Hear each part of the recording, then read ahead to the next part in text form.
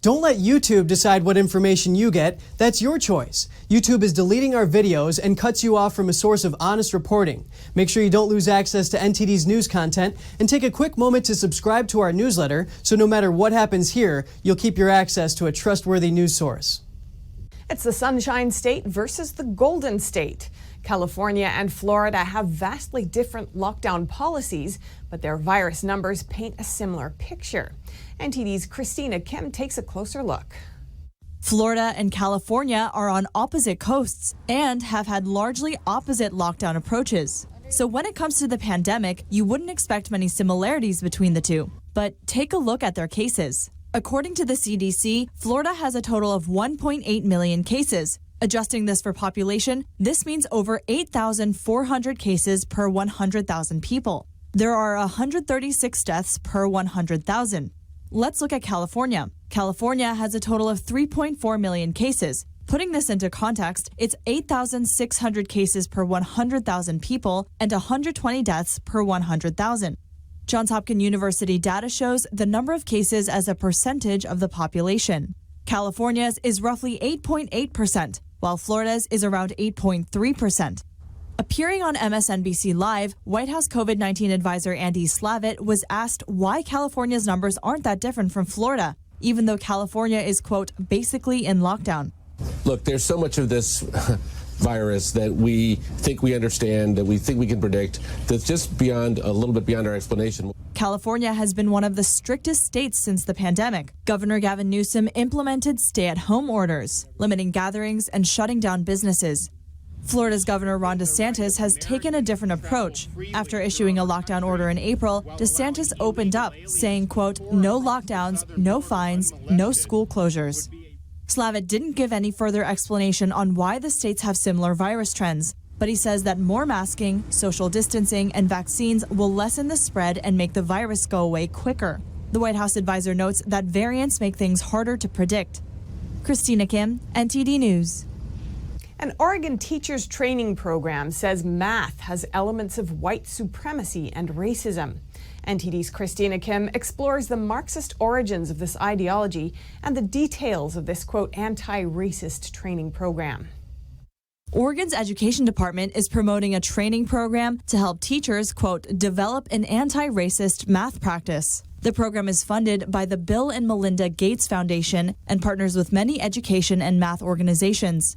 According to the toolkit, teachers must work to, quote, dismantle white supremacy in math classrooms by visibilizing toxic characteristics of white supremacy. This is talking about injecting into a hard science ideas of oppression and supremacy. And as critical theory does, it takes this notion of the postmodern notion of really no absolute truth and sort of sprinkling that throughout. Critical theory has origins in Marxism, which separates the world into oppressors versus the oppressed. Critical race theory takes that framework and looks at the world through a racial lens, separating people into racist and anti-racist. Education expert Jonathan Butler says this idea says people should look at narratives to describe the world. In other words, there are no absolute truths, only narratives. This is talking about injecting into a hard science ideas of oppression and supremacy. This toolkit says it's white supremacy for teachers to ask students to show their work or focus on the right answer. Teachers are encouraged to ask their students to come up with at least 2 answers that might solve a math problem. A reference workbook similarly says the belief in objectivity is a characteristic of white supremacy. It claims it's racist to believe there is such a thing as being objective or neutral. Instead, one should assume that everybody has a valid point. But what this is doing is taking a very political and I think extremely circular and frankly logically incoherent concept and sticking it into math. The fact is, American students struggle with math. And Butler says injecting this ideology into math is especially not helpful for students given the situation. According to a 2017 Pew Research poll, when comparing the average math score for 15-year-old students, American students rank 9 slots under the average and 94 points below the top-scoring country, Singapore. Add the pandemic, students have fallen back considerably in math, scoring an average of 5 to 10 percentile points lower than the previous year. Butler clarifies this doesn't mean educators don't want to be sensitive towards students with difficult backgrounds. But this ideology isn't what it seems to be. And there is this sense that it sounds righteous and justified. But once you scratch the surface, and it doesn't take long, what you find in critical race theory is, frankly, intolerance and a new form of bias. And that's what's being perpetuated here. Butler believes parents should know what their children are being taught and that parents should have more choice in their children's education. Christina Kim, NTD News. A New York City restaurant just fired a waitress for asking to wait to get the virus vaccine. The waitress says she and her husband are trying for a baby and they're concerned about the vaccine's effects on pregnancy. NTD's Patrick Hayden has the details. 34-year-old Bonnie Jacobson started working at the Red Hook Tavern in August and had good reviews. Earlier this month, the restaurant emailed employees saying, if you choose to get a vaccine, here's what you need to know. Jacobson expressed her concerns about getting the vaccine because she was trying to get pregnant. She said her manager initially understood, saying she wouldn't be required to get it. But then days later, the restaurant changed its mind, making it mandatory. She emailed her employers saying she didn't want to get it yet and needed more time. They fired her 2 days later. Jacobson says she's not an anti-vaxxer but has concerns around pregnancy. She thinks it's more important for her 68-year-old diabetic father to get the shot before she does.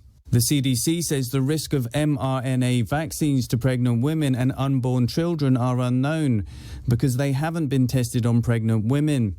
The restaurant owner told NTD, "No one has faced these challenges before and we made a decision what we thought would best protect everyone." He says they've updated their policy so it's clear to staff how the process works and what they can do to support them. Patrick Hayden, NTD News. Poland could pass a law that would lead to major fines for social media companies. That's if they censor users over who supports certain ideologies. The country's Deputy Justice Minister, Sebastian Kaleta, told Fox News that social media companies have been targeting content that praises traditional values. He said they've been banning people or removing posts under a so-called hate speech policy.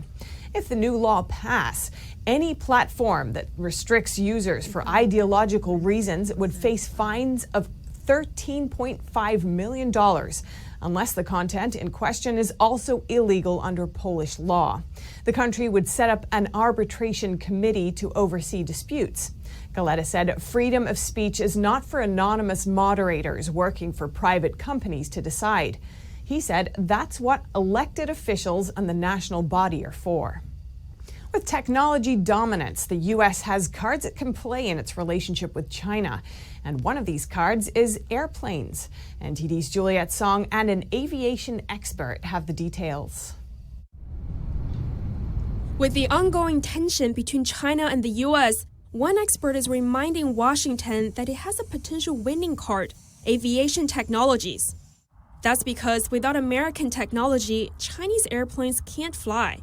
Right now, other than the structure of the aircraft, that is to say, the skins, the skeleton, everything like that, about 100% is imported or built in cooperation with U.S. and Western manufacturers.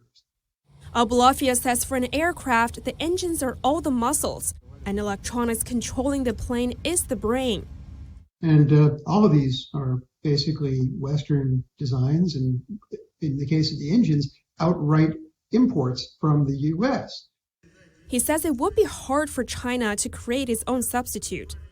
Recreating a Chinese engine would take so many years and billions of dollars. Beijing has been trying to catch up for decades, but making an airplane is no simple matter. Right now, China can build the shell of the airplane, but when it comes to all the technologies that make it fly, that is all still imported or built with a great deal of assistance and U.S. or Western design. So in other words, the answer has been a lot slower than hoped for, and all of the progress that has been made has only been made with big imported programs. He adds all jetliners in the world are built globally, and it would be virtually impossible for a country to build an airplane on its own. If you could do it, you'd be guaranteed of a rather bad aircraft. because an aircraft designer needs to be able to shop everywhere for the best technologies.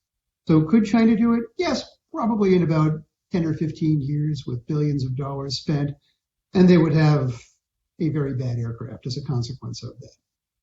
And right now, the Biden administration has the card in its hands.